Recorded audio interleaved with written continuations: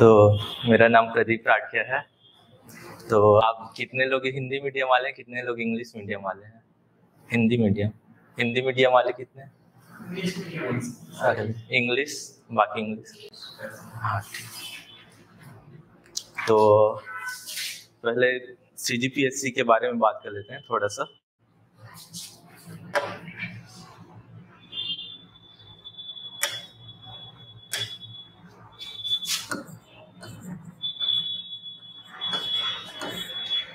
तो इसका 3 स्टेज होता है, सबको पता होगा। पहला होता है प्री, दूसरा होता है मेंस और लास्ट स्टेज होता है इंटरव्यू। तो अभी सबसे पहले हम लोग जो है प्री की तैयारी करने वाले हैं, जो दिसंबर तक है। उस टाइम तक हम लोग प्रीलिम्स की तैयारी कर लेंगे। और जो मैं छत्तीसगढ़ का पोर्शन कंप्लीट कराने वाला हूँ। तो हमारा जो टारगेट रहेगा वो दिसंबर तक कंप्लीट हो जाएगा। तो उसके बाद हम अब प्री के पेपर के बारे में डिस्कस कर लेते हैं।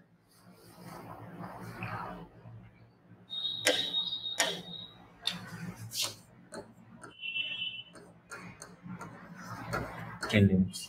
तो प्रीलिम्स का जो पेपर होता है वो 2 पेपर होता है, एक दिन में 2 पेपर होगा। पहला होता है पेपर 1 और दूसरा होता है पेपर 2। आप लोग जान रहे हैं इसके बारे में थोड़ा बहुत? CGPSC पता है? तो पहले पेपर में क्या पूछते हैं पता है आप लोग को? दोनों इंडियन। हाँ, तो इसमें 2 पार्ट होता है। टोटल 100 क्वेश्चन होते हैं इसमें और मार्क्स हो जाता है 200 मार्क्स का। ठीक है, इसमें एक पार्ट 1 मानते हैं और पार्ट 2। तो इस पार्ट 1 में जो है Indian GS, Indian general studies या फिर भारत का सामान्य अध्ययन।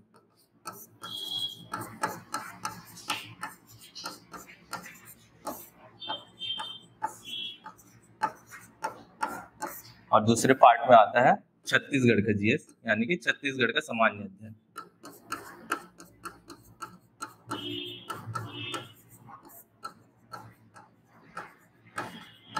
और दूसरा पार्ट होता है CSAT। यहाँ भी 100 क्वेश्चन होते हैं, ये होता है 200 मार्क्स का। तो हम लोग को इसमें रैंक लाना रहता है। पेपर 1 में हम लोग को क्वालिफाई करना है और इसमें ना एक रैंक बनाना है। जैसे पोस्ट निकल रहा है, इस साल आया था 175 पोस्ट आया था। अभी सितंबर लास्ट या अक्टूबर में नोटिफिकेशन आएगा तो उसमें पोस्ट पता चलेगा। फिर उसके बाद एग्जाम होगा, तो जितना पोस्ट रहता है ना उसका 15 टाइम्स यानी कि 15 गुना हम लोग वैकेंसी लेते हैं, उसमें रैंक बनता है। तो हम लोग का जो रोल नंबर है, नाम है, वो इस 15 गुना के लिस्ट में आने चाहिए। मान के चलते हैं 100 पोस्ट है, तो लगभग उन लोग 1500 यानी कि 1500 स्टूडेंट लोग को सेलेक्ट करेंगे पहले प्री के लिए। तो उसमें हम लोग को अपना नाम लाना है। तो ये जो रहता है ना, ये कंप्लीटली इस पे बेस्ड रहता है पेपर 1 पे। और पेपर 2 जो है हम लोग को सिर्फ क्वालिफाई करना रहता है। ये 100 मार्क्स का है, तो हम लोग को 33 क्वेश्चन जो है करेक्ट करना रहता है, यानी कि हम लोग को 200 में मिनिमम 66 मार्क्स लाने होते हैं। ठीक है, ये क्वालिफाई होता है। इसकी क्लास भी मैं ही लूंगा, CSAT की। और इसमें जो है पेपर 1 पार्ट 2 छत्तीसगढ़ का जो सामान्य अध्ययन है, जनरल स्टडीज, इसकी क्लास लूंगा मैं। तो आज हम इसमें छत्तीसगढ़ का हिस्ट्री पढ़ेंगे। और CSAT का एक चीज और बता देता हूँ आप लोग को। जो पेपर 2 है CSAT, क्वेश्चन पेपर देखा है किसी ने प्रीवियस ईयर का? तो आज एक काम करना, जाना और क्या बोलते हैं CGPSC किसी भी मतलब कोचिंग के साइट में या फिर मेरे टेलीग्राम चैनल में, टेलीग्राम अगर यूज करते हैं तो मेरे टेलीग्राम चैनल का नाम है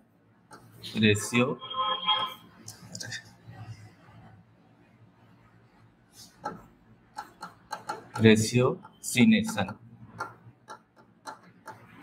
इसमें चले जाना, वहां मैंने प्रीवियस ईयर का डाला हुआ है। तो पहले उसको देखना कि कैसे कैसे क्वेश्चन आते हैं, वो इम्पोर्टेंट है। तो इसी सेट में क्या होता है, इसमें मैथ्स के क्वेश्चन पूछे जाते हैं, रीजनिंग के पूछे जाते हैं, डिसीजन मेकिंग के क्वेश्चन पूछे जाते हैं, और लैंग्वेज के क्वेश्चन पूछे जाते हैं। लैंग्वेज में क्या पूछा जाता है? इसमें पूछा जाता है हिंदी और छत्तीसगढ़ी।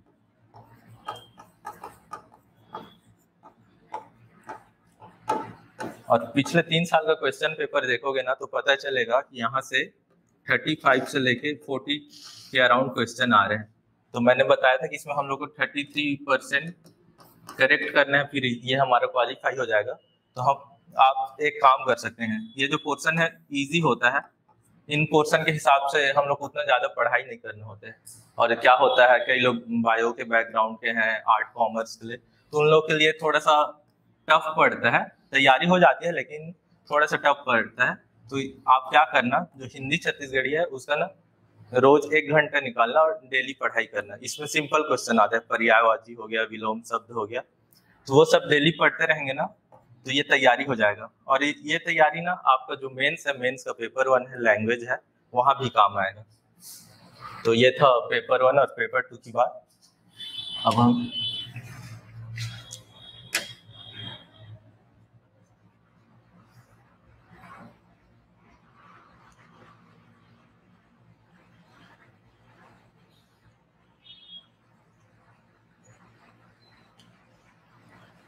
छत्तीसगढ़ का हिस्ट्री पढ़ेंगे, ठीक है। तो छत्तीसगढ़ का हिस्ट्री पढ़ते हैं। तो सबसे पहले हम हिस्ट्री के बारे में जान लेते हैं, हिस्ट्री क्या होता है।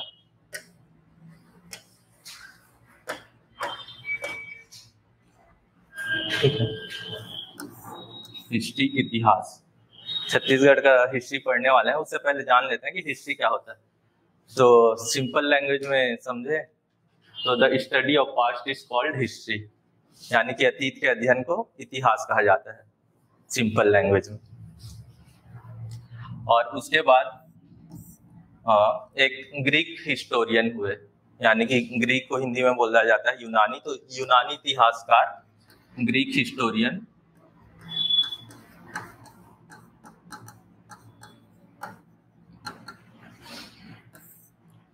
हेरोडोटस।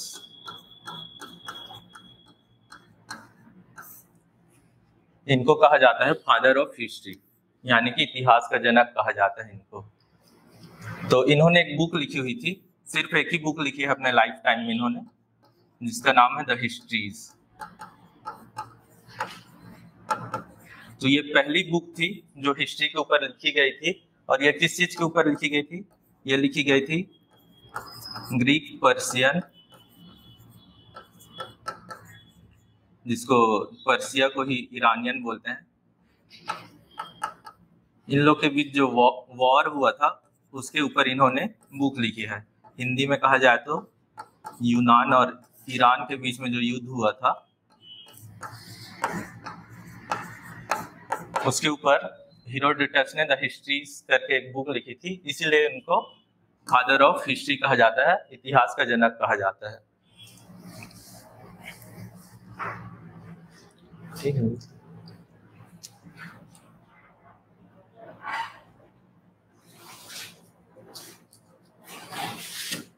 हो गया। उसके बाद जो है हम लोग को हिस्ट्री के बारे में, मतलब कहीं भी चीज का हिस्ट्री है उसके बारे में कैसे पता चलता है। जैसे हम लोग अभी यहाँ हैं, अगर उसके बाद आगे 10 साल हो गया तो हमारे बारे में इन लोगों को कैसे पता चलेगा? बताओ कुछ।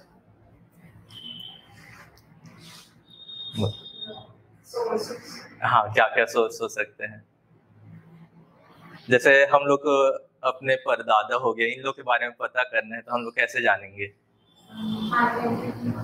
क्या? हाँ, वो है, मतलब या तो पेरेंट्स से सुन के, या तो सुन के पता चलेगा, या कुछ सोर्स रहेगा, या फिर आप लोग ने वो सुना हो ना, मिसल बनता है हम लोग का सर्टिफिकेट, तो उसमें नाम लिखा होता है। तो जो ये सब सोर्स होते हैं उन सब से हमको पता चलता है।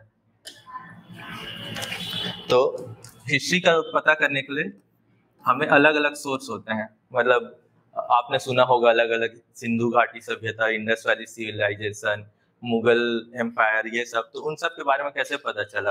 तो उसका कुछ सोर्स रहा होगा। तो ये जो सोर्स है ये दो टाइप के होते हैं। पहला होता है लिटरेरी सोर्स, यानी कि साहित्यिक सोर्स, या फिर बोला जा सकता है इसको रिटर्न सोर्स या लिखित स्रोत।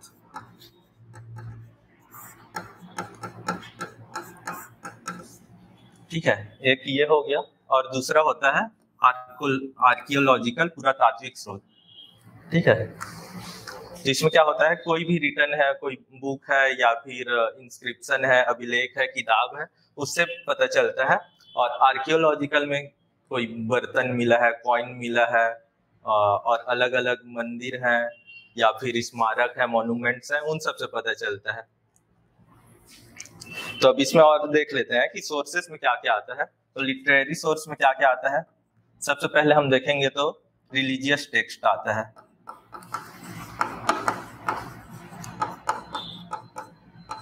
यानी कि धार्मिक ग्रंथ। तो कुछ कुछ ऐसे बता सकते हैं जिससे हम लोग को हिस्ट्री के बारे में पता चलता है। रिलीजियस टेक्स्ट क्या? हाँ, महाभारत, रामायण, और वेद हो गया, पुराण हो गया, ये सब। तो अब ये सब जो आपने अभी बोला ये हिंदू धर्म के हैं। ठीक है, हिंदू धर्म से हम लोग को क्या क्या मिल जाता है? रामायण, महाभारत, पुराण। और ये अभी थोड़े से पुराने हिस्ट्री की बात कर रहे हैं, तो इसमें और क्या आ जाता है? इसमें आ जाता है बुद्धिज्म टेक्स्ट आ जाता है, या बुद्धिस्ट टेक्स्ट जो बौद्ध धर्म के हैं, जो बौद्ध ग्रंथ हैं उसके आ जाते हैं। इसमें अवदान शतक, मतलब शतक, अवदान शतक करके बुक है, त्रिपिटक, अलग अलग ऐसे बुक है, उससे पता चलता है। और जैन के रिलीजियस टेक्स्ट से भी पता चलता है, जो जैन धर्म के हैं। इन लोग जैन धर्म के जो धार्मिक ग्रंथ है या रिलीजियस टेक्स्ट है उसको आगम कहा जाता है, ये याद रखना, ये इंडियन हिस्ट्री का पार्ट है। ठीक है, इतना हो गया। और इसमें और क्या आ जाता है? हिस्टोरिकल बुक आ जाता है, यानी कि ऐतिहासिक बुक। इसके अंदर क्या आ जाता है? कौटिल्य का नाम सुना होगा आपने, कौटिल्य, चंद्रगुप्त, सॉरी विष्णुगुप्त। तो उनका है अर्थशास्त्र। नाम से ये इकोनॉमिक्स का बुक लगता है, लेकिन ये जो है ये पॉलिटी पे बेस्ड था, और ये उस टाइम का जो एडमिनिस्ट्रेशन था उसका हिस्ट्री बताता है। जो मौर्य साम्राज्य था, मौर्य एम्पायर, उसके एडमिनिस्ट्रेशन के बारे में बताता है, इसलिए इसको हिस्टोरिकल बुक माना जाता है। कौटिल्य का अर्थशास्त्र, चाणक्य बोला जाता है, और विष्णुगुप्त भी इन्हीं का नाम है। उसके बाद आ जाता है सेमी हिस्टोरिकल टेक्स्ट, यानी कि अर्ध ऐतिहासिक ग्रंथ।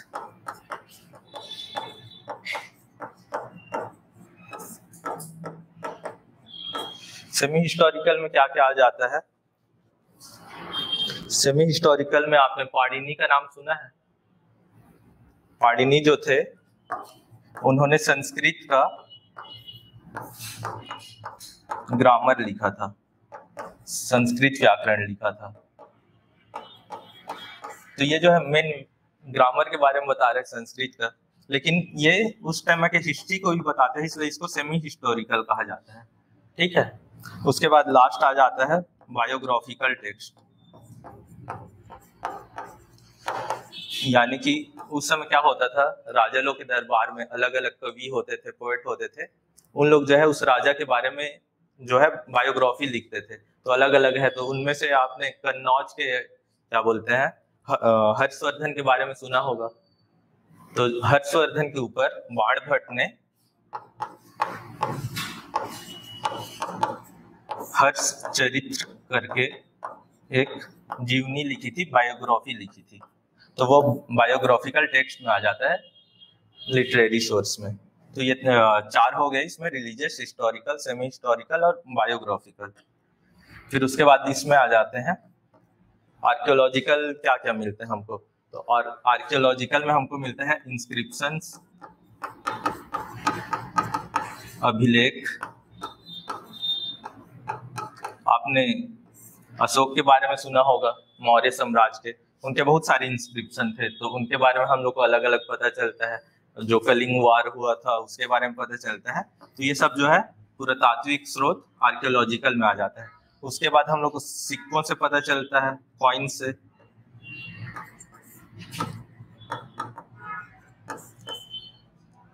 उसके बाद और क्या हो जाता है, मॉन्यूमेंट्स, स्मारक। इसी में हम लोग मंदिर या फिर जो भी रिलीजियस बिल्डिंग है उसको ले लेते हैं। तो ये सब जो है आर्कियोलॉजिकल सोर्सेस में आ जाते हैं। ठीक है,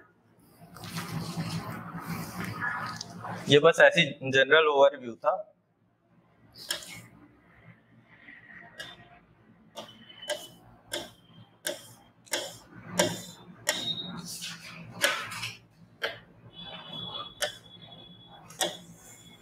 उसके बाद जो है हिस्ट्री का क्लासिफिकेशन देखते हैं हम लोग, जो इतिहास का वर्गीकरण है वो। तो सबसे पहले इसको अलग अलग लोगों ने अलग अलग तरीके से डिवाइड किया। तो सबसे पहले बाईपार्टीट डिवाइड किया, यानी कि दो भागों में डिवाइड किया। ठीक है, तो पहले को बोलते हैं प्री हिस्टोरिक या प्रागैतिहासिक काल बोलते हैं, पीरियड। और हिस्टोरिक को ऐतिहासिक बोला जाता है।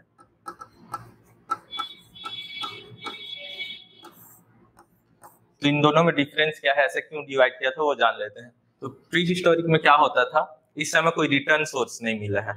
ठीक है, जैसे हम लोग पुराने जाए सिंधु घाटी सभ्यता में रिटर्न सोर्स तो मिला है, इंडस वैली सिविलाइजेशन, लेकिन उसको आज तक किसी ने नहीं पढ़ पाया है। जो उसकी स्क्रिप्ट है, लिपि है, उसको किसी ने नहीं पढ़ पाया है, इसलिए इसको प्री हिस्टोरिक बोलते हैं। जो भी पहले के थे, जिस समय रिटर्न सोर्स नहीं थे, हम लोग को सिर्फ उस टाइम के आर्कियोलॉजिकल सोर्स मिले हैं, उसको प्री हिस्टोरिक माना जाता है। और जहां से हम लोग को रिटर्न सोर्स मिलने शुरू हुए, यानी कि लिखा हुआ जो स्रोत मिलने लगा, तब से हम लोग उसको ऐतिहासिक मानते हैं। तो ये स्टार्टिंग में डिवाइड किया था। उसके बाद इसी को आगे बढ़ा के हम लोगों ने ट्रिपार्टी डिवाइड किया, यानी कि त्रिपक्षीय वर्गीकरण किया। तो इसको तीन पार्ट में, जैसे नाम है त्रि, तो तीन पार्ट में डिवाइड किया। पहला प्री हिस्टोरिक, यानी कि सेम प्रागैतिहासिक काल। ठीक है, इसका एज हम लोग मानते हैं, पीरियड मानते हैं, ये इसको लिख लो। ये जो है इंडस वैली सिविलाइजेशन तक है।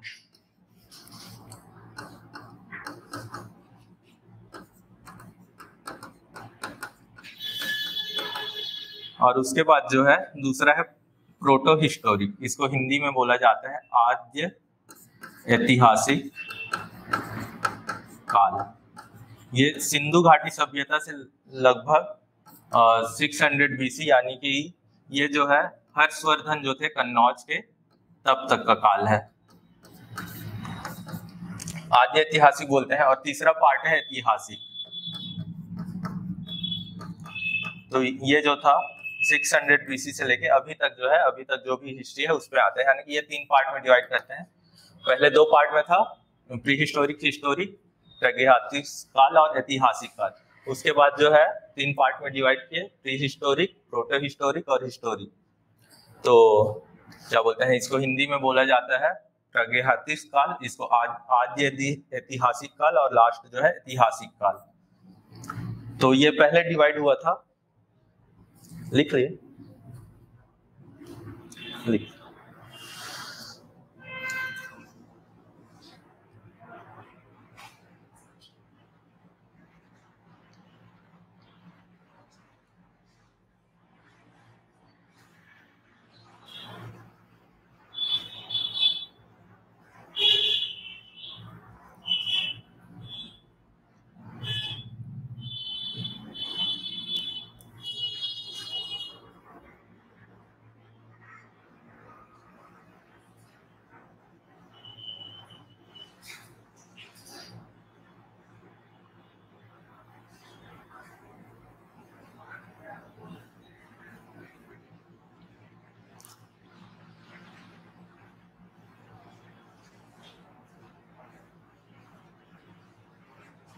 यहाँ यहाँ तक लिख लो, उसको एक्सप्लेन करने वाला होगा।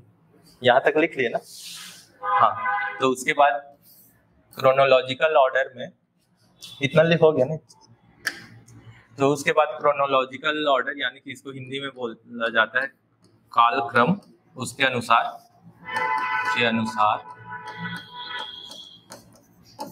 तो एक जर्मन हिस्टोरियन हुए थे, यानी कि जर्मन के एक इतिहासकार थे जिनका नाम था क्रिस्टोफ सेलेरियस। हिंदी में बोला जाए तो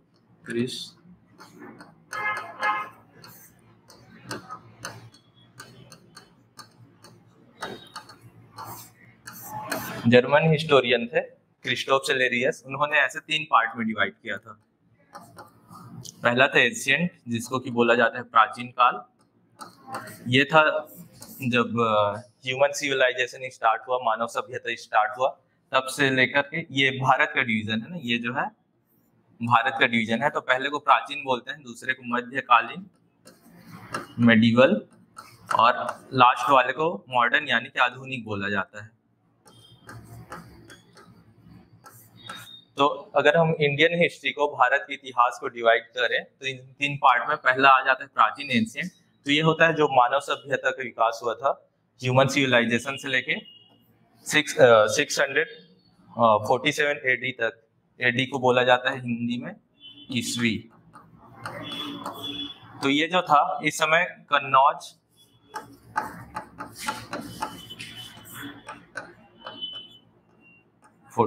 एडी, कन्नौज के राजा थे हर्षवर्धन। इनका डायनेस्टी था पुष्यभूति। हिंदी वाले हिंदी में लिख ले रहे हैं ये नाम अपने से, कि अलग से लिखूं? अलग से लिखूं? हो जा रहा है ना? हाँ, तो ये जो कन्नौज के थे हर्षवर्धन, उनके टाइम तक तो जो था उसको प्राचीन काल कहा जाता है, यानी कि एशियन हिस्ट्री कहा जाता है। ये इंडियन हिस्ट्री का है, वर्ल्ड हिस्ट्री का अलग डिवीजन होता है। उसके बाद जो मेडिवल है, मध्यकालीन, वो होता है हर्षवर्धन काल से लेके 1757 एडी तक। तो क्या हुआ था, किसी को पता है? 1757 में, 1857 तो पता होगा, 1857 हाँ, पहला इंडियन फ्रीडम स्ट्रगल था। तो उसके 100 साल पहले क्या हुआ था, इस समय हुआ था 1757 में प्लासी का युद्ध।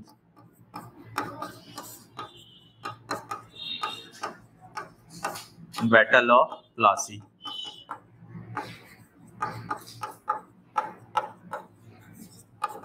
ये जो 1757 में जो युद्ध हुआ था, बैटल ऑफ प्लासी, वो वहां से अंग्रेज जो थे, ब्रिटिश गवर्नमेंट था, वहां से उन लोग का डोमिनेशन स्टार्ट हुआ, वर्चस्व स्टार्ट हुआ। तो तब तक हम लोग उसको मध्यकाल मानते हैं, यानी कि मेडिवल मानते हैं, जब तक अंग्रेज लोग का स्टार्ट हुआ। फिर उसके बाद जब ब्रिटिश गवर्नमेंट का स्टार्ट हुआ मेन, वहां से हम लोग उसको मॉडर्न हिस्ट्री मानते हैं, यानी कि आधुनिक भारत का इतिहास मानते हैं, यानी कि 1757 से लेके आज तक को। समझ गए?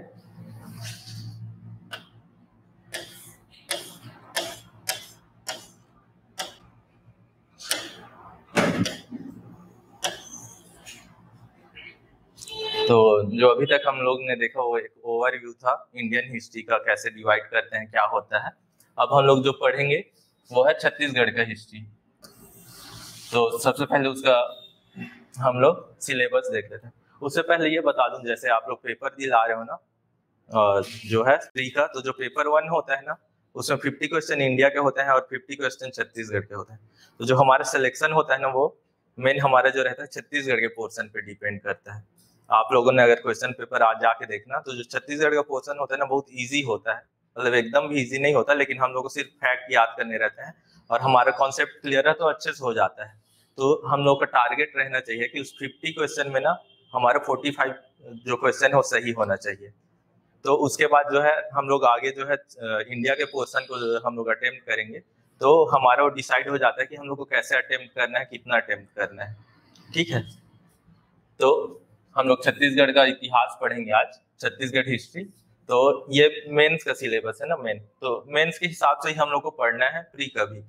तो सबसे अभी हमने डिवाइड किया था एंशियंट, मेडिवल और मॉडर्न में, प्राचीन, मध्यकालीन और आधुनिक में। तो ये सिलेबस लिख लो आप लोग। इसमें एंशियंट में हम लोग को पढ़ना है प्री हिस्टोरिक एज, यानी कि प्रागैतिहासिक काल। फिर उसके बाद हम लोग को वैदिक एज से गुप्त एज तक पढ़ना है। फिर उसके बाद जो मेजर डायनेस्टीज हैं, ये छत्तीसगढ़ के जो थे लोकल, छत्तीसगढ़ के लोकल डायनेस्टी थे उसके बारे में। उसके बाद ये, हाँ, वो सब नाम है। फिर उसके बाद मेडिवल में सिर्फ दो ही लोग का आता है, कलचुरी और क्या बोलते हैं, बस्तर के जो कुछ कुछ डायनेस्टी थे उन लोग के बारे में। इसमें छिंदक नागवंश, काकतीय वंश, काकतीय डायनेस्टी, ये इन सब के बारे में पढ़ना था। लिख लो आप लोग।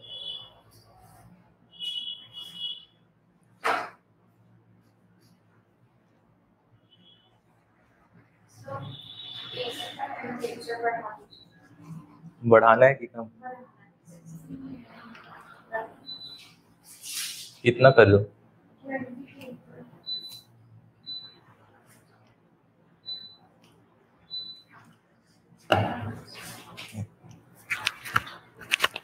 लिख लेना, फिर बताना।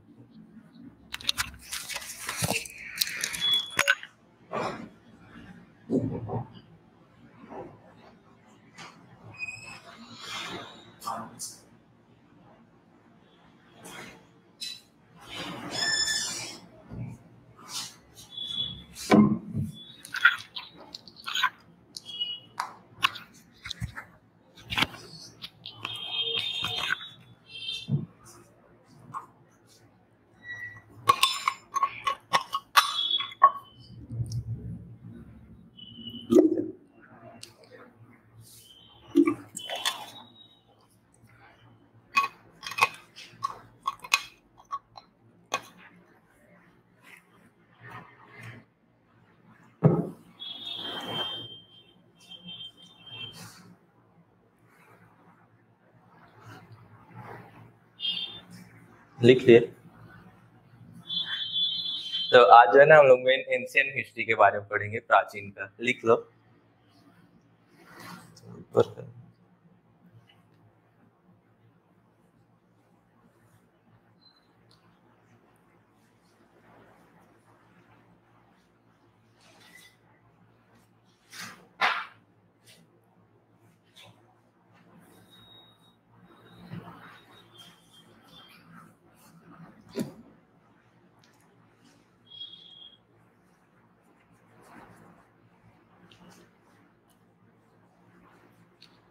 तो जैसे सीजीपीएससी का स्टार्ट कर रहे हो ना तैयारी, तो सबसे पहले सिलेबस पता होना चाहिए, प्री का भी मेंस का भी। उसके बाद हम लोग को प्रीवियस ईयर का ना क्वेश्चन पेपर देखना है। तो जैसे प्री के कर रहे हैं तो अभी पिछले 3 साल का तो देख ही लेना, ठीक है।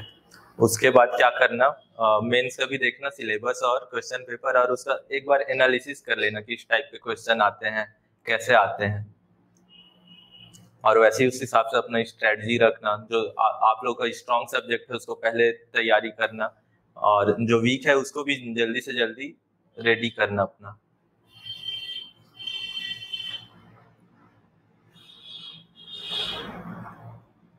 ये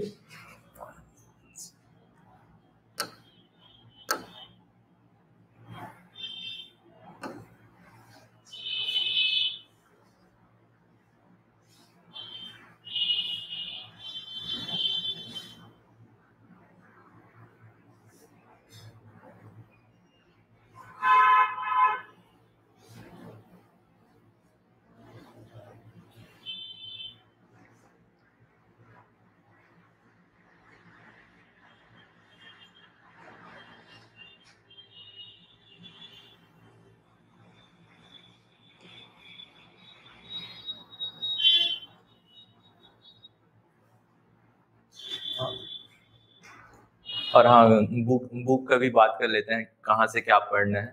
तो जो मेन 2 बुक आती है, मेन एक ये होता है छत्तीसगढ़ का बृहद संदर्भ, इससे आता है, इसमें अच्छे से कॉन्सेप्ट दिया है। और एक होता है समग्र छत्तीसगढ़।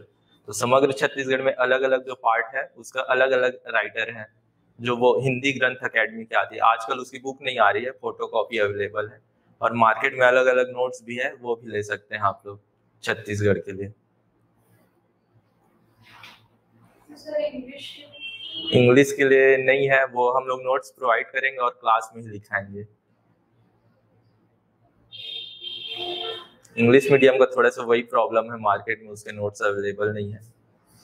पीडीएफ प्रोवाइड हो जाएगा जल्दी इंग्लिश का। हो गया, सिलेबस लिख ले। तो उसके बाद मैंने आप लोगों को बताया था ना प्रीवियस ईयर के क्वेश्चन पेपर देखना, तो ये एनालिसिस है।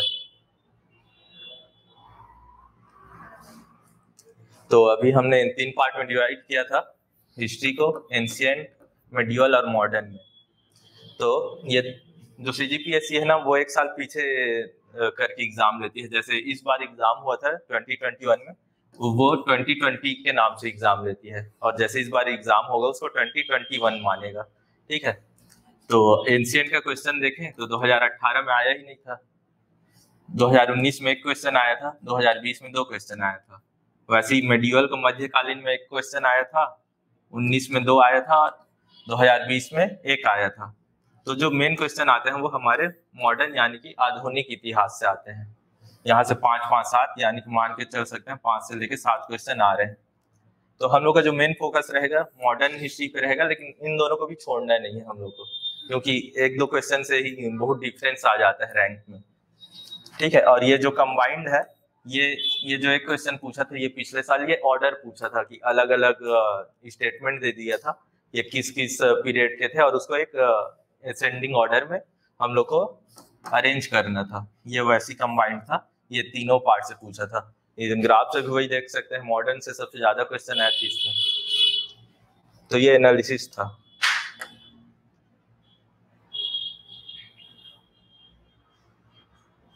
उसके बाद आज हम लोग पढ़ने वाले हैं एंशियंट हिस्ट्री, यानी कि छत्तीसगढ़ का प्राचीन इतिहास।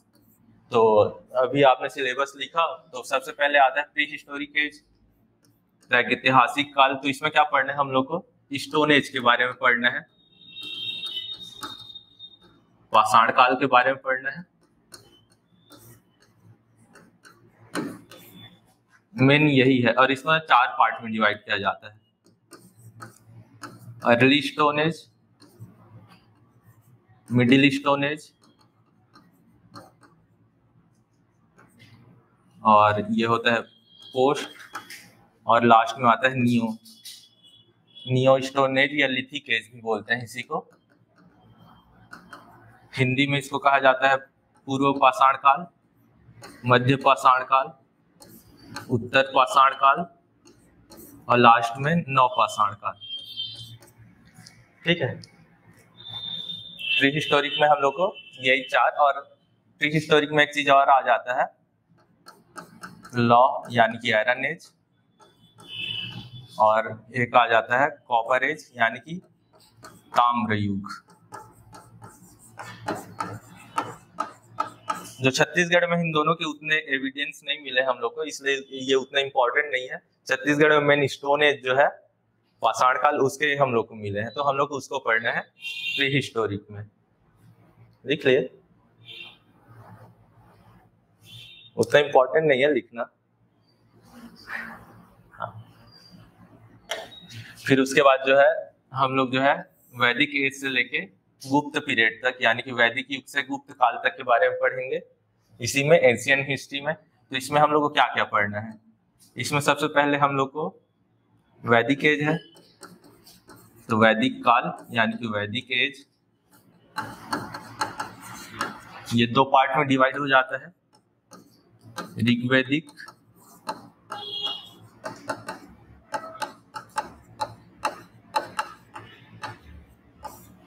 और उत्तर वैदिक, लेटर वैदिक पीरियड। उसके बाद हम लोग को अलग अलग डायनेस्टी के बारे में पढ़ना है, वंश, और उससे पहले रामायण और महाभारत के बारे में भी पढ़ना है हमको।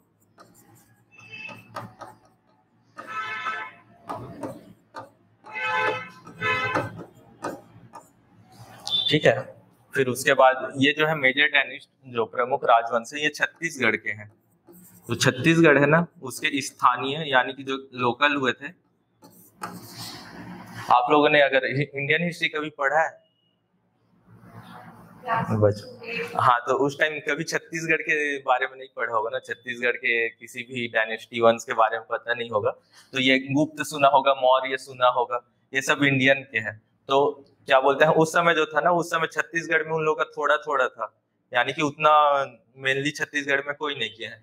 तो जो ये है छत्तीसगढ़ के है ना स्थानीय लोकल, उसको हम लोग पढ़ेंगे। तो स्टार्टिंग में ये जो दोनों पार्ट है ना, उसमें हम लोग को ज्यादा एविडेंस नहीं मिले हैं। कुछ कुछ बुक है, कुछ कुछ जो अभिलेख है, इंस्क्रिप्शन मिला है, उसी से ही पता चलता है, थोड़ा बहुत पता चलता है कि उन लोग का रूल था। और बाद में उसके बाद धीरे धीरे आगे बढ़े, फिर एविडेंस मिले तो छत्तीसगढ़ के बारे में पता चला, छत्तीसगढ़ के जो है, तो उसके बारे में आगे हम लोग पढ़ेंगे।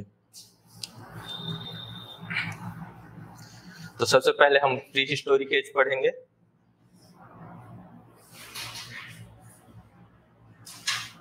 ठीक है, तो मैंने बताया इसमें हम लोग को पाषाण काल, स्टोन एज के बारे में पढ़ना है, और जो लॉ था आयरन एज और कॉपर एज के बारे में पढ़ना है। तो हमने स्टार्टिंग में सोर्सेस पढ़े थे ना कि क्या क्या सोर्सेस से पता चलता है। तो प्री हिस्टोरिक में हम लोग को क्या सोर्स मिलता था, मैंने अभी स्टार्टिंग में बताया था, रिटर्न मिलता था कि आर्कियोलॉजिकल मिलता था प्री हिस्टोरिक में। हाँ, आर्कियोलॉजिकल मिलता था, इसलिए ही इसका नाम प्री हिस्टोरिक है। उस समय हम लोग को जो है रिटर्न नहीं मिलते थे। तो हम लोग को क्या क्या मिलता था, शैल चित्र यानी कि रॉक पेंटिंग मिलता था, टूल्स यानी कि औजार मिलता था, और बरियल प्रैक्टिसेस होते थे, यानी कि जो कॉप्सेस होते हैं, लाश होते हैं, उसको कैसे अलग अलग तरीके से होते थे वो पता चलता है। तो इसको केव पेंटिंग भी बोल सकते हैं हम लोग।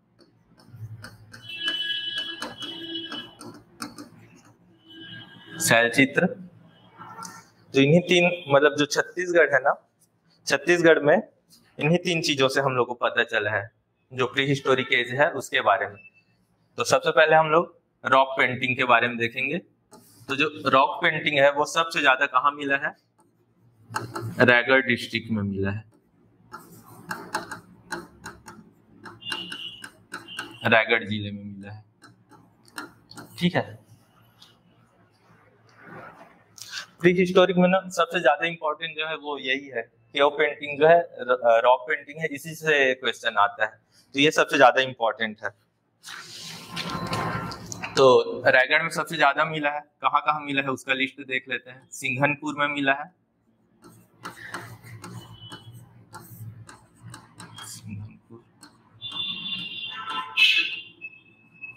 कबरा पहाड़ में मिला है,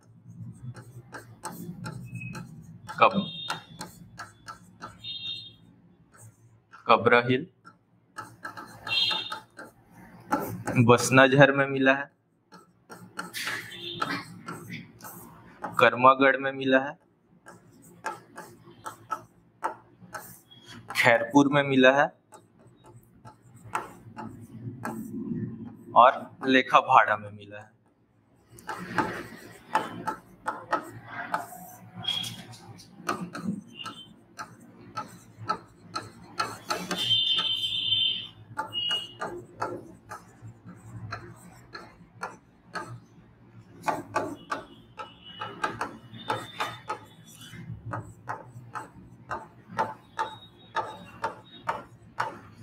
ठीक है, लिख लिए, ये रायगढ़ में मिला है, तो सबसे ज्यादा रायगढ़ में मिला है, और मेन जो है रायगढ़ में मिला है। इसके अलावा एक और जगह मिला है, वो है राजनांदगांव। ठीक है, और राजनांदगांव में कहाँ मिला है, चितवा डोंगरी में।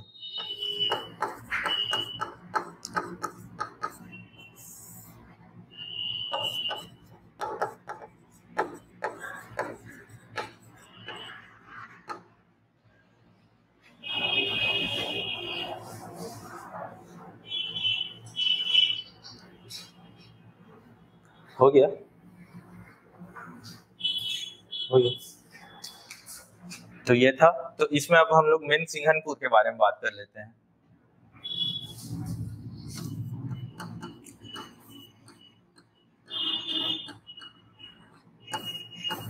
जो मेन सबसे प्राचीन है, ओल्डेस्ट जो है, ओल्डेस्ट केव पेंटिंग यहाँ से मिला है, ठीक है। और इसका खोज किसने की थी? एक इंजीनियर थे, अमरनाथ दत्त।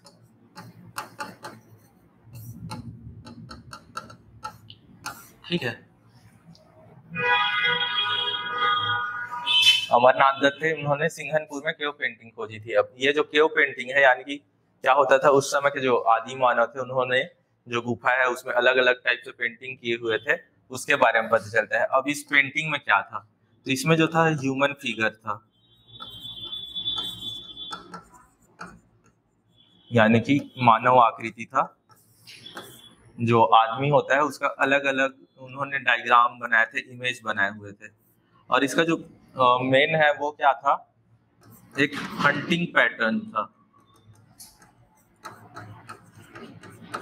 यानी कि शिकार कर रहे थे, हिंदी में कहा जाए तो आखेट करते हुए थे। ठीक है, हंटिंग पैटर्न था सिंघनपुर में। और ये जो हंटिंग पैटर्न था ना, वो स्टेप वाइज था, एक यानी कि सीढ़ी के रूप में था। सीढ़ी में हंटिंग कर रहे थे, उसके बारे में था, मतलब वो इमेज बना हुआ है। और एक सीधा था, या फिर मतलब ऐसे भी था और वर्टिकल भी था।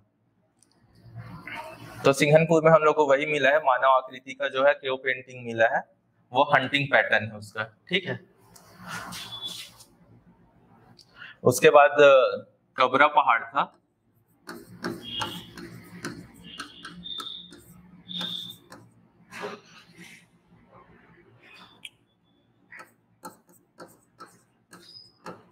कबरा हिल था। तो यहाँ के जो केव पेंटिंग मिले हैं ना,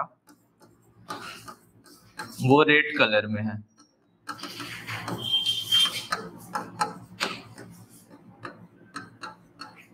लाल रंग में है।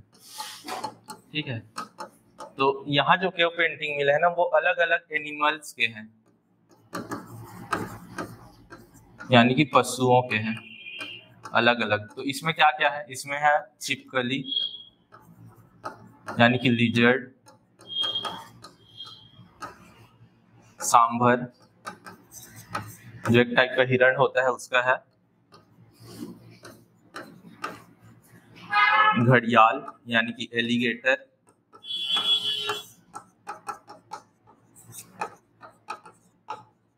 इन सब का केव पेंटिंग मिला। ठीक है, कबरा पहाड़ में। तो जो सिंघनपुर था वो ओल्डेस्ट था, और जो मोस्ट इंफॉर्मेशन मिला है ना, सबसे ज्यादा जानकारी मिली है, वो कबरा पहाड़ से मिली है केव पेंटिंग्स के बारे में, रॉक पेंटिंग के बारे में। ठीक है, सबसे ज्यादा जानकारी मिली है यहाँ से।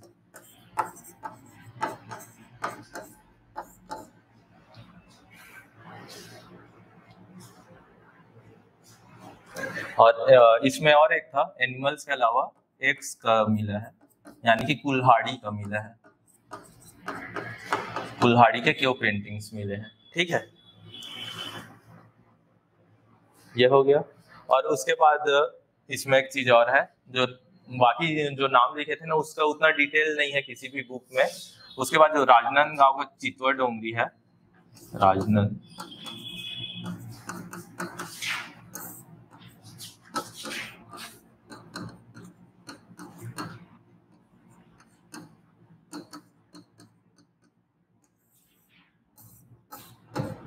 इसका जो खोज है ये अभी अभी मतलब ज्यादा टाइम नहीं हुआ है, तो दो लोगों ने ढूंढा था। एक है डॉक्टर रमेंद्रनाथ मिश्र, और दूसरे हैं भगवान सिंह बघेल। ये इस बार का क्वेश्चन आया था CGPSC प्री में। ठीक है, सिंघनपुर का हमने जाना कि अमरनाथ दत्त थे। ठीक है, और चितवर डोंगरी के थे डॉक्टर रमेंद्रनाथ मिश्र और भगवान सिंह बघेल। ये जो रमेंद्रनाथ मिश्र है, उन्हीं की बुक आती है छत्तीसगढ़ की हिस्ट्री, जो समग्र छत्तीसगढ़ निकालता है। ठीक है, तो ये दोनों थे, ये आपको याद रखना है। इसके अलावा जो स्टार्टिंग के केव पेंटिंग थे छत्तीसगढ़ में माना जाए, तो वो एक क्या बोलते हैं, इंग्लिश हिस्टोरियन थे, अंग्रेज इतिहासकार थे एंडरसन।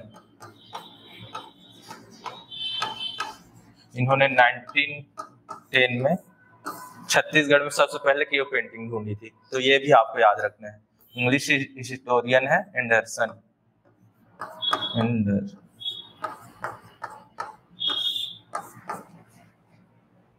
इन्होंने 1910 में ढूंढी थी। ये भी क्वेश्चन पूछा जाता है कई बार, पहले कौन थे इतिहासकार जिन्होंने खोज की थी। हो गया, लिख लिया।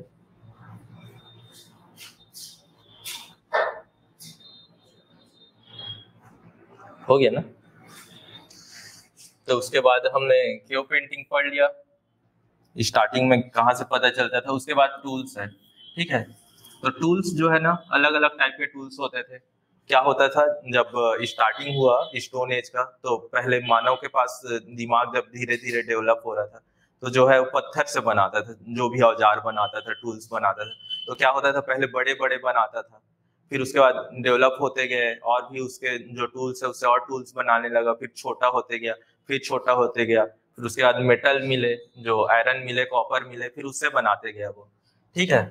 तो सबसे पहले इसका आ जाता है हम लोग का जो स्टार्टिंग का था, पूर्व पाषाण काल।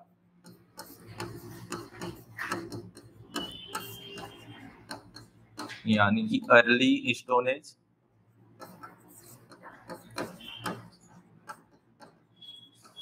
इस समय जो थे बड़े बड़े औजार होते थे, ठीक है। तो ये कहाँ से मिला है हम लोग को छत्तीसगढ़ में? ये मिला है महानदी वैली से, महानदी घाटी से, ठीक है। और अभी हमने पढ़ा सिंघनपुर,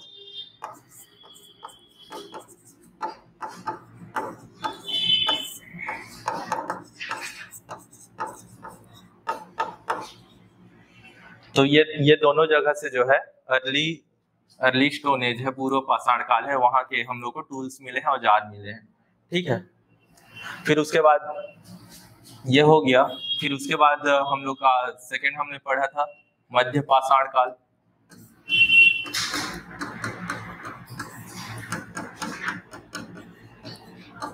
मिडिल स्टोन एज, इसको लिथिक भी बोलते हैं ना स्टोन को, ठीक है। ये लिख लिया। हाँ, तो अब क्या होता था इस समय जो है, जो टूल्स थे, औजार थे, वो बड़े थे। अब क्या हो गया इस समय, अब थोड़े से छोटे शेप के आने लगे, यानी कि लघुकृत या मिनिएचर,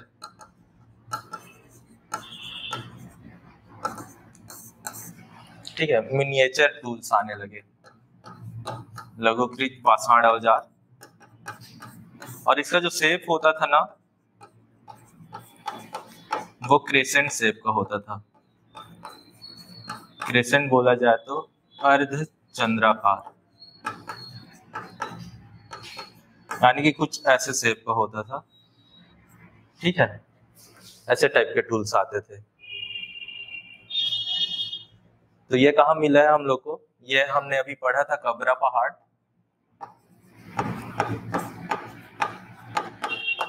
कबरा हिल, वहां मिले हैं हम लोग को।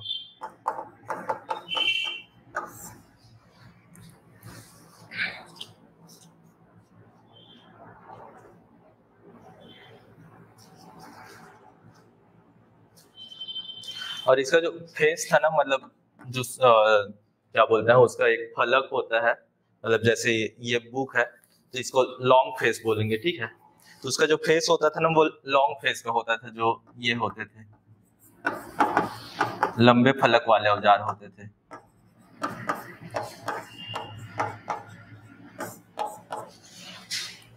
ठीक है। फिर उसके बाद जो है हम लोग को महानदी घाटी में, उसके बाद क्या बोलते हैं हम लोग को उत्तर पाषाण काल था,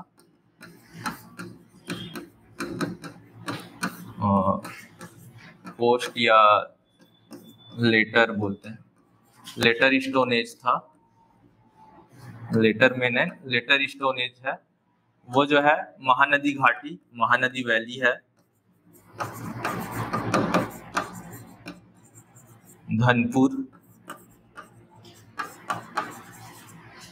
और एक है हाँ वापस सिंघनपुर। ठीक है,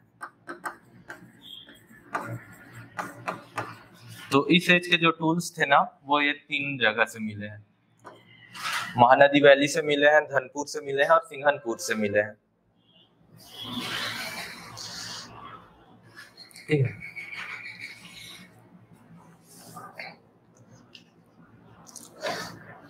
धनपुर जो है ना पहले बिलासपुर में आता था, ये आजकल शायद गौरेला पिंडरम मरवाही में आता है, इसका एक बार देख लेंगे।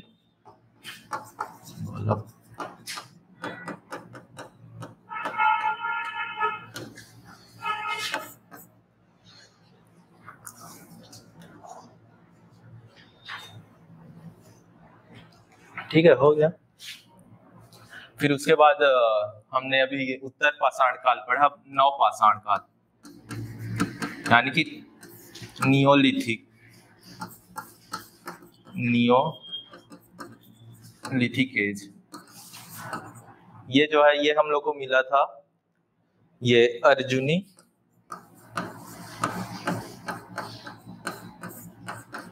ये दुर्ग में है, यहां से मिला था। फिर अभी हमने पढ़ा चितवा डोंगरी,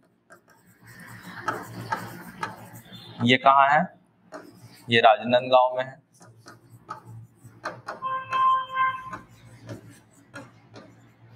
और एक लास्ट है इसमें टेरम, ये रायगढ़ में है। तो इन 3 जगह से मिला था हम लोग को नियोलिथिक एज का, नव पाषाण काल के औजार थे। उसके बाद जो है ये हम लोग को पाषाण काल हो गया। फिर मैंने बताया कि छत्तीसगढ़ में जो है आयरन एज था और कॉपर एज था, उसके बहुत कम मिले हैं। ठीक है, तो आयरन एज के कुछ कुछ जगह मिले हैं, तो आयरन एज का जगह लिख लो, करही-भदर, चिरारी, सोरर और करहा-भाट। क्या लिख दे रहा हूं, करही-भदर,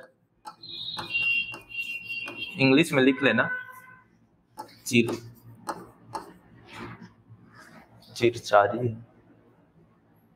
चिरचारी है, सोरर और करहा-भाटा, ये जो है आयरन एज के थे। ठीक है, लौह युग के। चिरचारी है ये, चिरचारी। ठीक है,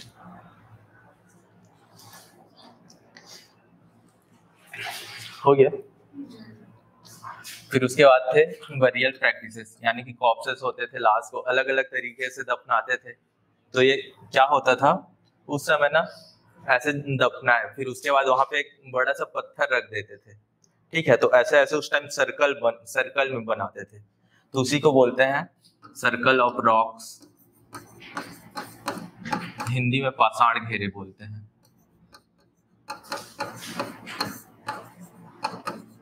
ठीक है, तो ये कहाँ मिला था, ये मिला है बालौद में, जो बालौद जिला है। अभी मैंने नाम लिखा है ना जो आयरन एज में, तो वहीं से मिला है, करही-भदर से, चिरचारी से, सोरर से, और ये कोंडागांव में भी मिला है। ठीक है, कोंडागांव में कहाँ मिला है, ये मिला है गढ़ धनोरा में।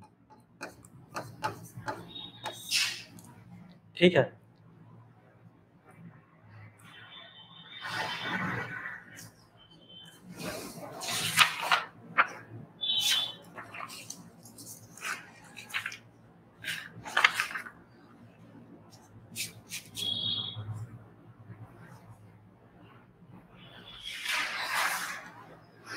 हो गया। तो ये था प्री हिस्टोरिक एज, खत्म हो जाता है। हम लोग को ऐसे 3 टॉपिक में पढ़ना है। ठीक है, केव पेंटिंग कहाँ मिले हैं, टूल्स कहाँ मिले हैं, और बैरियल प्रैक्टिसेस क्या हुए थे।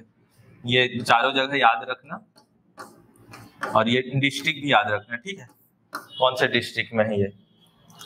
फिर उसके बाद ये कंप्लीट हो जाता है। तो ये प्री हिस्टोरी का कुछ फैक्ट ही है। तो मैंने बताया था ओल्डेस्ट केव जो है, ओल्डेस्ट केव यानी कि सबसे प्राचीन गुफा है वो सिंघनपुर में है, ठीक है। और जो सबसे ज्यादा इंफॉर्मेशन मिलती है वो कबरा हिल से मिलती है, कबरा पहाड़ से। और ये मैंने नहीं बताया था, जो लॉन्गेस्ट केव है ये बोतलदा में है, ये भी रायगढ़ जिले में है, ठीक है।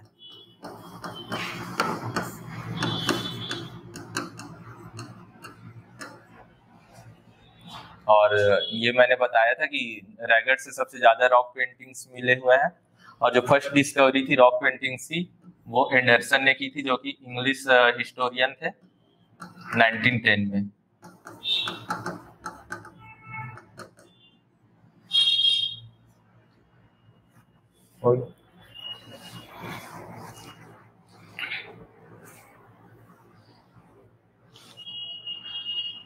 हो गया।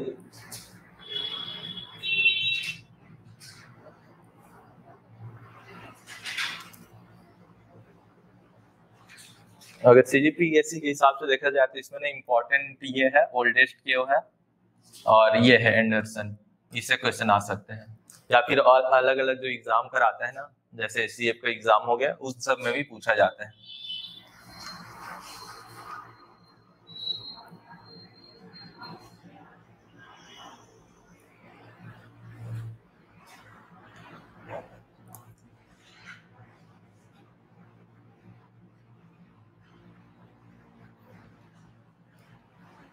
हो गया, हो गया ना।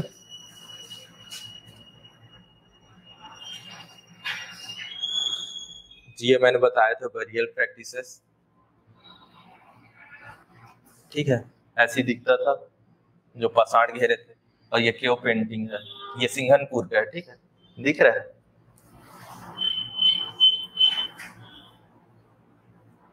उसके बाद वैदिक एज, हमारा जो सिलेबस में था एंशिएंट हिस्ट्री का पहला प्री हिस्टोरिक हो गया, अब दूसरा है वैदिक एज, वैदिक काल।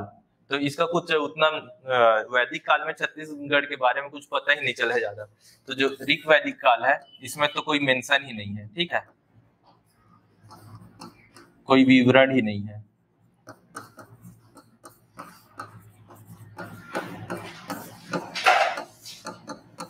यानी कि अगर हम ऋग्वेद पढ़ते हैं तो हम लोग को छत्तीसगढ़ के बारे में पता नहीं चलेगा। ऋग्वेद जो है ना मेन आर्य लोग के बारे में है। क्या बोलते हैं, आर्य जो थे, आर्य को माना जाता है कि जो सेंट्रल एशिया है ना वहां से आए थे इंडिया में। तो जब सेंट्रल एशिया से आए थे तो उस समय जो थे उन लोग मेन सिंधु जो था, सिंधु नदी था, इंडस रिवर था, वहां तक था। तो उस समय जो है उन लोग मिडिल इंडिया में नहीं आए थे, जो मतलब भारत का मेन पोर्शन है मध्य प्रदेश छत्तीसगढ़, उस साइड नहीं आए थे। तो इसमें कोई मेंशन ही नहीं है ऋग्वैदिक काल में, ठीक है। और उसके बाद जो लेटर वैदिक काल है, मतलब इसको दो पार्ट में डिवाइड किया जाता है, ठीक है। इसको कैसे डिवाइड करते हैं वो भी जान लेते हैं। इसका नाम ही देख रहे होंगे हम लोग ऋग्वेद, तो कितने वेद होते हैं आप लोगों को पता है? 4 होता है ना, नाम बताओ।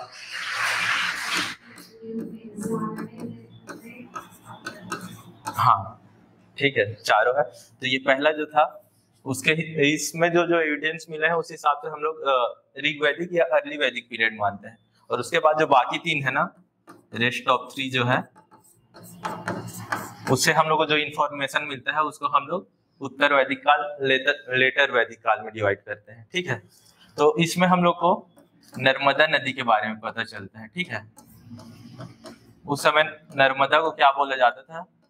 रेवा। जो बाकी 3 है ना उसमें रेवा नदी के नाम से जाना जाता था। तो जब नर्मदा नदी है वो थोड़ा सा लगा हुआ है छत्तीसगढ़ से, तो इसी का मेंशन है। और जो विंध्यन पर्वत है ना, विंध्यन माउंटेन है, उसका भी थोड़ा सा मेंशन है। तो जो विंध्यन के कुछ कुछ पार्ट है, सतपुड़ा के कुछ कुछ पार्ट है, जो ऊपर में मतलब इधर राजनांदगांव में मैकाल की श्रेणी है, ऊपर में रामगढ़ है, तो उन सब का थोड़ा सा क्या बोलते हैं छत्तीसगढ़ से मिलता है। इसलिए ना हिस्टोरियन लोगों ने माना कि ये लेटर वैदिक काल में थोड़ा सा मेंशन है छत्तीसगढ़ के बारे में, बाकी ओवरऑल तो उतना नहीं है। ठीक है, छत्तीसगढ़ के बारे में इसमें थोड़ा सा मेंशन है, ब्रीफ मेंशन है। ठीक,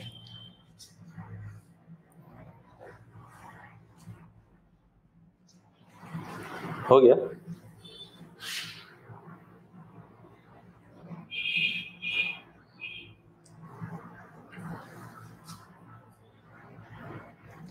उसके बाद हमने पढ़ा था रिलीजियस टेक्स्ट, तो हिंदू धर्म का जो है रामायण है। ठीक है, तो रामायण काल में छत्तीसगढ़ के बारे में थोड़ा बहुत पता चलता है।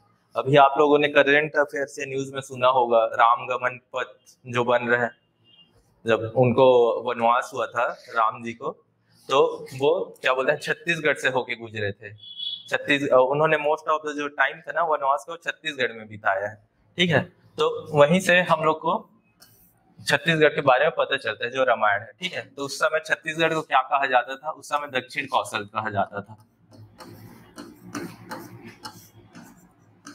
ठीक है, दक्षिण कौशल कहा जाता था छत्तीसगढ़ को, और जो बस्तर है उसको दंडकारण्य कहा जाता था।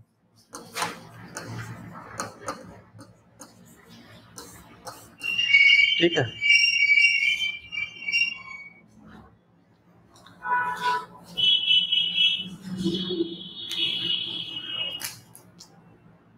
हो गया। ये दोनों नाम याद रखना, ये इंपॉर्टेंट है। छत्तीसगढ़ को दक्षिण कौशल कहा जाता था और बस्तर को दंडकारण्य कहा जाता था। और उस समय जो कैपिटल थी, राजधानी थी, वो कुशस्थली थी। ठीक है,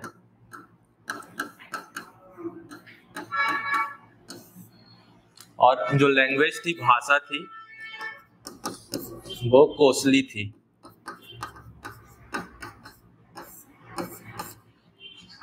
ठीक है, जो छत्तीसगढ़ी लैंग्वेज है ना, वो भी मेन छत्तीसगढ़ का नहीं है, वो भी कलचुरी द्वारा जो है उत्तर प्रदेश से लाई गई थी। ठीक है, उस समय इसलिए छत्तीसगढ़ में अलग अलग बोली सुनी होगी। हाँ, आप लोगों ने इधर नॉर्थ में अलग है कुडुक, साउथ में अलग है। छत्तीसगढ़ को जो साउथ है उसमें हल्बी आ जाता है, गोंडी आ जाता है, अलग अलग है। तो जो रामायण काल था उस समय जो लैंग्वेज थी वो कोसली थी। ठीक है, और रामायण काल में छत्तीसगढ़ के बारे में हम लोग को और क्या क्या पता चलता है? तो क्या हुआ, जो रामायण काल जो था उसका मेन क्या था? अयोध्या था। ठीक है, तो भगवान राम से पहले कौन थे अयोध्या के राजा? हाँ, ठीक है, दशरथ थे। दशरथ ने की कौन कौन सी रानी थी, किन से शादी की थी उन्होंने? हाँ, कौशल्या, सुमित्रा, हाँ, कैकेयी। तो जो कौशल्या थी वो भानुमन की बेटी थी। ठीक है, और ये जो भानुमन थे वो उस समय कौशल यानी कि दक्षिण कौशल जो थे उसके राजा थे। ठीक है, ये इंपॉर्टेंट हो जाता है। दक्षिण कौशल के राजा थे भानुमन, और उनकी बेटी थी कौशल्या, और उनसे शादी किया था दशरथ ने। ठीक है, तो ये छत्तीसगढ़ को उस समय यही पता चलता है। और आप लोगों ने चंदखुरी का नाम सुना है? चंदखुरी है रायपुर में, जो देश का एकमात्र ऐसा जगह है जहाँ कौशल्या जी का मंदिर है। ठीक है, चंदखुरी में, छत्तीसगढ़ में है, रायपुर में। तो एक ये पता चलता है कि क्या बोलते हैं छत्तीसगढ़ का मेंशन कैसे हुआ पहले, मतलब वनवास से पहले जो भानुमन थे उनकी पुत्री थी कौशल्या, और उनका विवाह हुआ था दशरथ से। ठीक है, उनका मैरिज हुआ था उनके साथ, ये पता चलता है रामायण से पहले। फिर उसके बाद जब वनवास हुआ तो उसके बाद अलग अलग जगह विजिट किए। ठीक है, जो भगवान राम है वो अलग अलग जगह है, तो उन्हीं अलग अलग जगह के बारे में हम लोग देख लेते हैं। ठीक है, तो सरगुजा में मेन 3 जगह है, रामगढ़, सीता बेंगरा और लक्ष्मण बेंगरा। रामगढ़,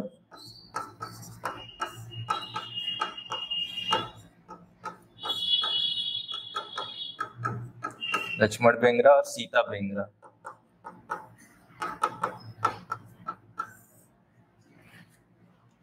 ठीक है, सरगुजा में ये 3 जगह है। उसके बाद रायगढ़ में राम झरना सुना होगा आप लोगों ने, वो है। उसके बाद जांजगीर चांपा में है खरौद और शिवरी नारायण।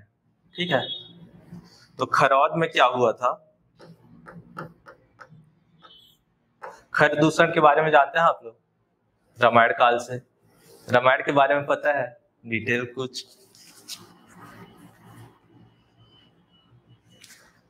पता है रामायण के बारे में? तो क्या हुआ था जब शूर्पणखा का नाक काटा था लक्ष्मण जी ने, तो लक्ष्मण गए थे क्या बोलते हैं खर दूषण के पास। तो खर दूषण जो थे उन लोग के भाई थे, ठीक है, रावण और शूर्पणखा के। तो उन्हीं खर दूषण का, ठीक है, वध किए थे खरौद में राम जी ने। ठीक है, खरौद में खर दूषण को इन लोगों के साथ वॉर हुआ था और ये दोनों क्या बोलते हैं मारे गए थे। ठीक है, खर दूषण खरौद में। और सबरी के बारे में तो जानते होंगे, सबरी सुने हो? सबरी क्या हुआ था सबरी और राम भगवान के बीच में? हाँ, जूठे बेर खिलाए थे, तो वो हुआ था शिवरी नारायण में। ठीक है, ये सबरी से रिलेटेड है।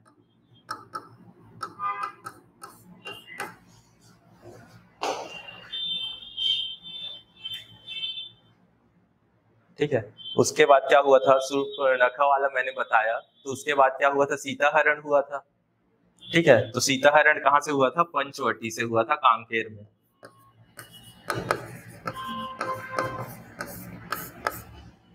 ठीक है,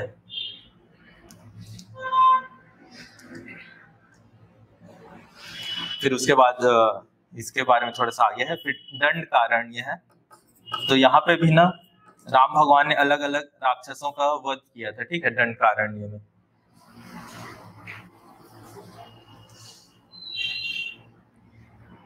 देख लिए। अब क्या होता है? उसके बाद राम भगवान ने यहाँ क्या बोलते हैं सीता हरण हुआ। फिर उसके बाद वो लंका के साइड गए। ठीक है, फिर उसके बाद लंका सब हुआ। फिर उसके बाद वापस आए। फिर उसके बाद क्या बोलते हैं जब लव कुश होने वाले थे उससे पहले क्या बोलते हैं सीता जी को वनवास में भेज दिया गया था। ठीक है, तो वो वनवास में जो है सीता जी कहाँ आई थी? छत्तीसगढ़ आई थी। ठीक है, एग्जाइल में।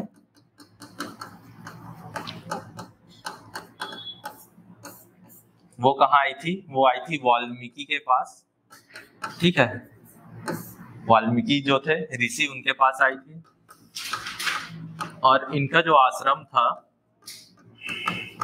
वो था तुरतुरिया में, जो अभी का तुरतुरिया है।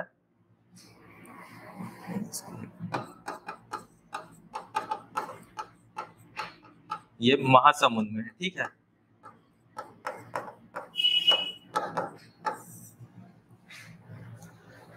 तो जब सीता जी का एग्जाइल हुआ वो वाल्मीकि के पास आए। उनका आश्रम कहाँ है? तुरतुरिया में। तो ये इंपॉर्टेंट है। ठीक है, और वो महासमुंद में है। ये वाल्मीकि आश्रम महासमुंद में। और उसके बाद लास्ट में क्या हुआ? अब लास्ट में सब चीज हुआ। फिर लव और कुश बने राजा। ठीक है, तो जो लव है उनको उसको मिला जो नॉर्थ का पार्ट है वो, यानी कि उत्तर कौशल का राजा बनाया गया, उत्तर कौशल का। और कुश को जो है दक्षिण कौशल का बनाया गया। तो लव की जो राजधानी थी, कैपिटल थी, वो थी श्रावस्ती। और जो कुश थी तो कुश के नाम से ही पड़ा कुश स्थली। ठीक है, ये स्टार्टिंग में हमने पढ़ा था कैपिटल जो है कुश स्थली है। तो वो कुश के नाम से बाद में उनको दक्षिण कौशल मिला और उसके बाद उनकी राजधानी थी कुश स्थली। ठीक है,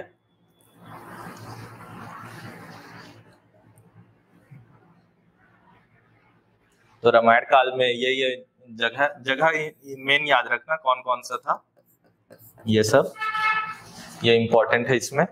उसके बाद हम लोग लास्ट महाभारत के बारे में देख लेते हैं।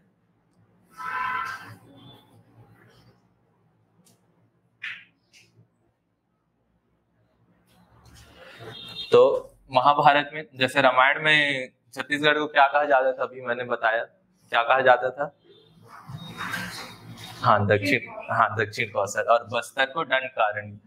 तो महाभारत में अब इसका नाम चेंज हो गया, इसको कहा जाता था प्राक कौशल छत्तीसगढ़ को, और बस्तर को कांतार। ठीक है।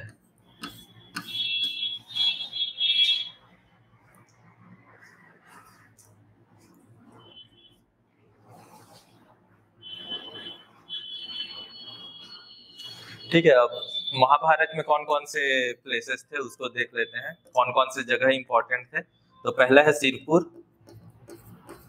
ठीक है, ये कहा, इसका महाभारत के टाइम में क्या नाम था? इसका नाम था चित्रांगदापुर। ठीक है, ये कहाँ है? महासमुंद में है। ठीक, और रतनपुर था महाभारत से रिलेटेड, खल्लारी था, गुंजी था, और आरंग। ठीक है, आप लोग को इसका पुराना नाम भी याद रखना है। महाभारत के समय क्या बोला जाता था? रतनपुर को मणिपुर कहा जाता था, और खल्लारी को खलवाटिका कहा जाता था, गुंजी को दमऊ दरहा कहा जाता था, और आरंग को भांडेर। और ये अभी कौन कौन से डिस्ट्रिक्ट में है वो भी याद रखना है। रतनपुर तो जान ही रहे होगे, बिलासपुर में है। खल्लारी जो है महासमुंद में है। गुंजी, इसको अभी भी दमऊ दरहा कहा जाता है, और उस समय भी कहा जाता था। इसको, ये जांजगीर चांपा में है, और आरंग जो है रायपुर में है। ठीक है, ये प्लेसेस है। अब ये जान लेते हैं कि ये प्लेसेस महाभारत टाइम में किससे रिलेटेड था। ठीक है, तो ये जो सिरपुर है ये था बबरू वाहन करके एक राजा था, जो कि अर्जुन के पुत्र थे। ठीक है, सन ऑफ अर्जुन। ठीक है, तो बब्रुवाहन जो थे सन ऑफ अर्जुन थे, उससे रिलेटेड था। जो उनकी कैपिटल थी वो सिरपुर थी। ठीक है, उसके बाद जो रतनपुर है वो ताम्रध्वज करके एक राजा थे महाभारत टाइम में, ताम्रध्वज उससे रिलेटेड था। ठीक है,